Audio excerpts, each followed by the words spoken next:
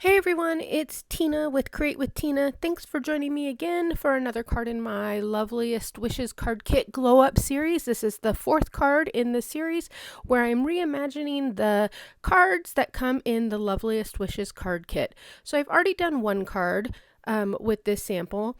This is what it looks like if you do it exactly the way it's shown in the kit, but again, I decided to grab one of the coordinating colors of cardstock. I chose the soft seafoam, and I'm going to use that as my card base instead of the white card base. It just will add a different pop of color.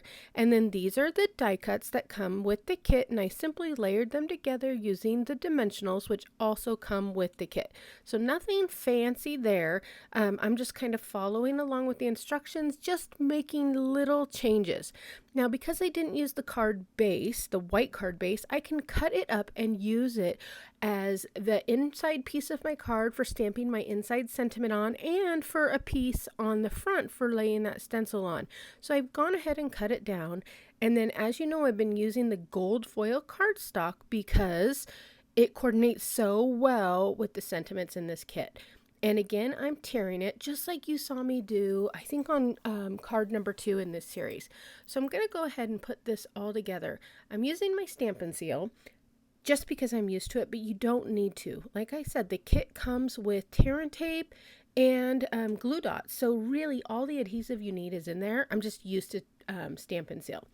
So now I'm going to label that sentiment on a scrap piece of the gold foil cardstock, and I'm going to just start layering the card together, adding that white piece I cut from the card base, the torn piece of the gold cardstock, and oops, I had it a little crooked at first, and then I'm going to go ahead and add that die cut stencil piece that I already punched out. And it's so one of the things I love about the kits is that they come so ready to put together. I mean, how easy is it just to punch out die cuts and be ready to go? So even with the changes I make with my cards, you level them up, but it really doesn't take that much more time. So again, now gold gems come in the kit. So I've grabbed 3 gold gems, and I'm going to go ahead and add them directly to the card just like it shows. And at first I placed it and I didn't love how I placed the top one, so I'm going to go ahead and rearrange those just a little bit.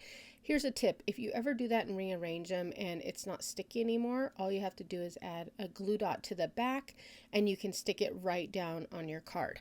Now, I love how the card looks, and you can see the two side by side.